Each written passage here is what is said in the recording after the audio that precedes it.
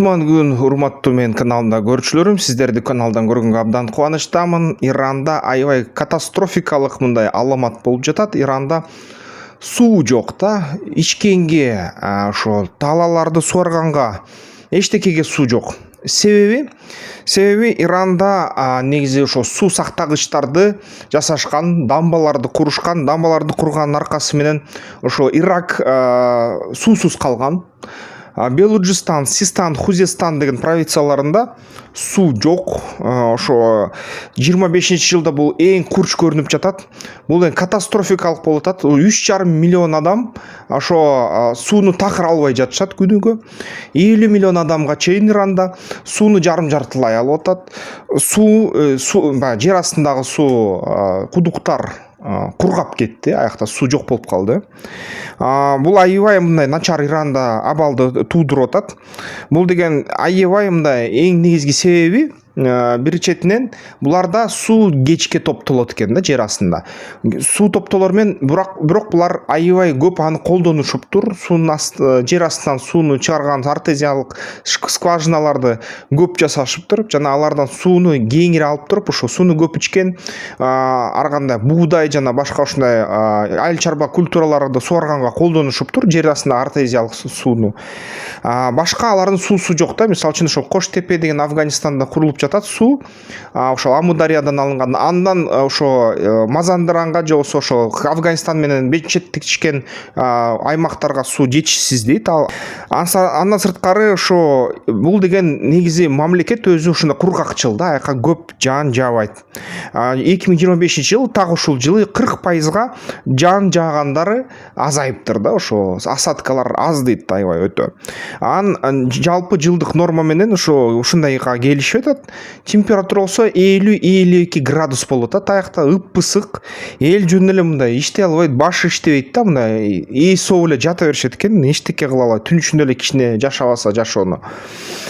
Суу сактагычтар баары кургап кетти.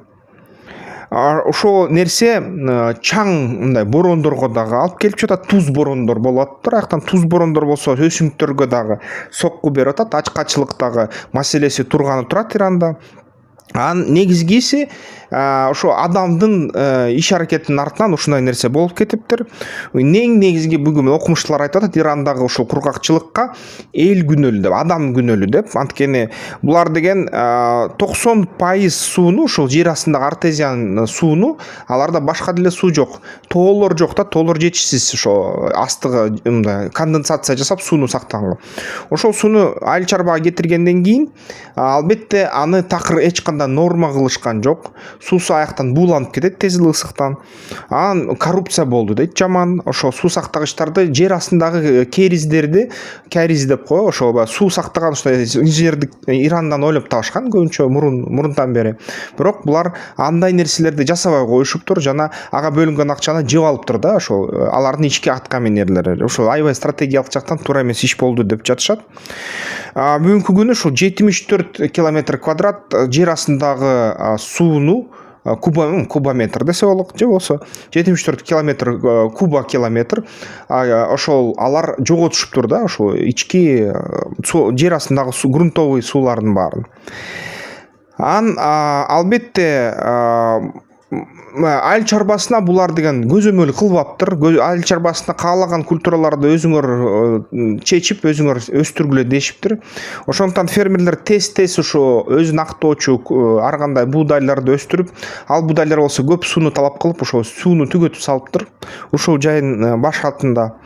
Албетте ошо сууну иштеп чыккан инфраструктурага акча бөлүнгөн эле аны дагы өз натыйжасына жетпептир.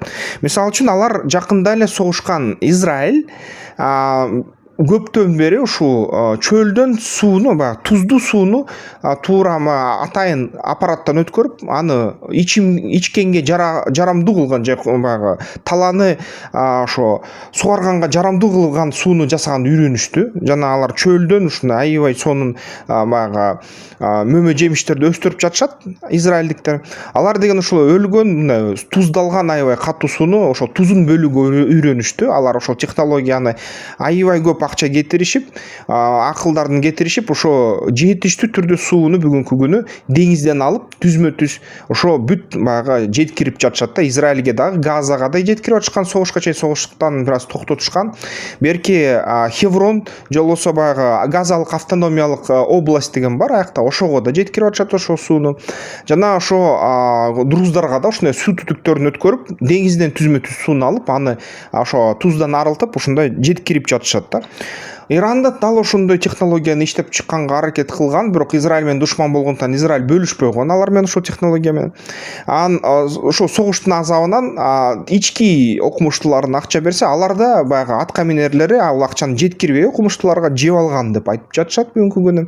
Канчалык бул негизделген сөз, ага албетте баягы ички Ирандын өзүнүн бийлиги жооп бериш керек эле, бирок маалымат каражаттарында жакшы мындай булактар жок, сырттан эле маалыматтар ушуну боюнча келип атат да, ушундай болгон деп. Албетте 96% Ирандын территориясы, жери ушундай кургакчыл да, дайыма тарыхта ушундай болуп келген. Анан эң чоң кургакчыл азыр Хозморган 77% ошо жан жок дейт да, түшпөй койду. Систан, Белуджистан, Амир Кабир, Латян жана Карадж деген ушул резервуарлар толбогондуктан ошо алар көбүнчө жапа чекти дейт, жапа чегип жатат азыр бүгүн.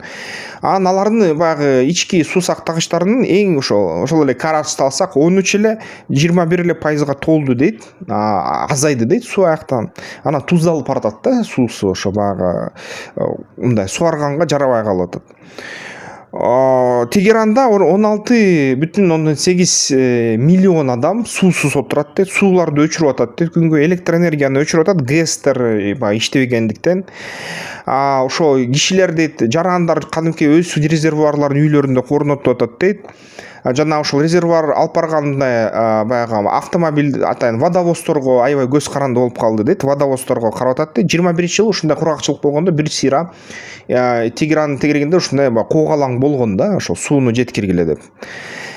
Ошондой болуп атат. Албетте бул деген эл аралык миграцияга алып келиши ыктымал. Азыртан баштап ирандыктар ошо Түркияга жана Европага качканга ойлонуп жатышат, анткени баягы дыйкандар эчтеке өстүрө албай.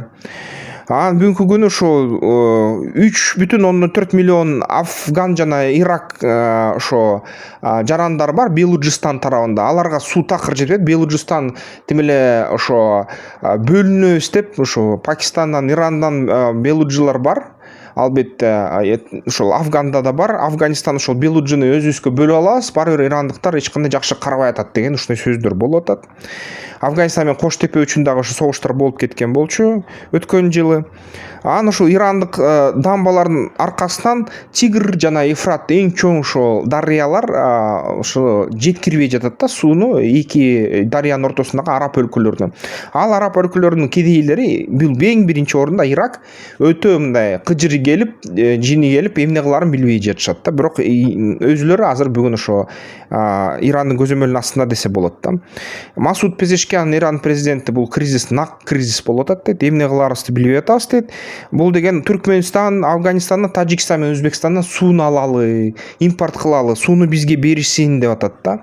Ошо кээ бир жумушчу күндөрдү кыскарталы дейт, жуманы кыскарталы, жумуш жуманы элдер эс алсын, ошондо баягы сууну керектебейт дейт.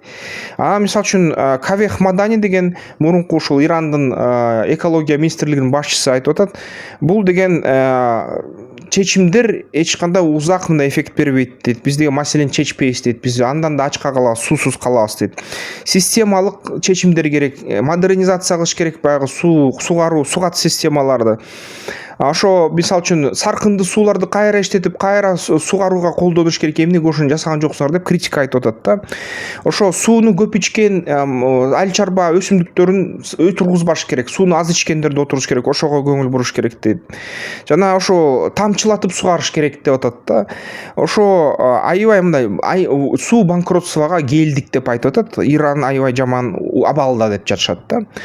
Албетте бул деген глобалдык климаттын өзгөрүүсүнүн да аркасынан боролуп атат. Эгерде Иран Израиль менен согушпаса, Израилдин ошол суу, деңиз суусун ошондой сууга же ичкен сууга айлантууга технологияларын алса болмок экен да. Бирок өзүңөр билесиңер эмне болуп атканын. Анан мурунку комментарийлерге жазгандар Иран алга, Израиль жок болду дегениңер. Мындай ситуацияда Израильде бул сууну, деңиздин суусун опреснение кылган технологиялар бар. Ошону андан көрө достошуп, генетикасы баары бир жүйөтүң дагы Иранда, арабың экөө баары тең J2 деген ушундай гаплотипте да, булар туп тууган да бир үй бүлөнүн балдары. Алар андан көрө ынтымакка келип, ошол деңиздерден сууну ушинтип суусуна кысына айлантып же ичкен суга айлантып, ошо Израиль менен бөлүшүп технологиялык тынчтыкка келип өз элин бакса жакшы болот эле. Жок, булар согуш жолун тандап жатышат. Андан сырткары дагы азыр эми баягы Зангезур коридору Арменияга согуш ачабыз деп атышат. Арменияга жана ошо Азербайжанга биз согуш ачабыз дейт. Джавади деген ошо генерал айтты, бир сыйра айтты. Зангезур коридор бул деген Американын аскерлеринин мүрзөсүнө айланат, биз ошого жеткиребиз дейт. Ошол Арас коридору өнүксүн, биздин Арас коридоруна каршы чыксаңар, биз ошондой иш-чараларды алып барабыз деп жатышат да ирандыктар.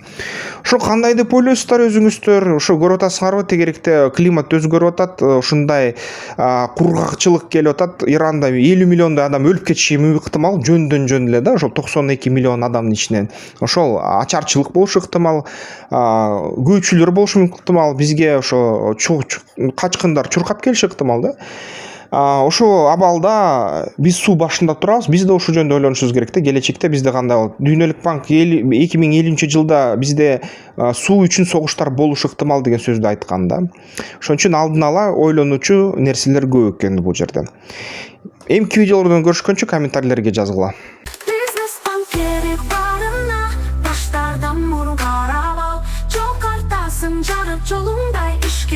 Senin kuralın al. Business banker barına başlardan vur karaval. Çok artasın car yolundan. İşledik senin kuralın al.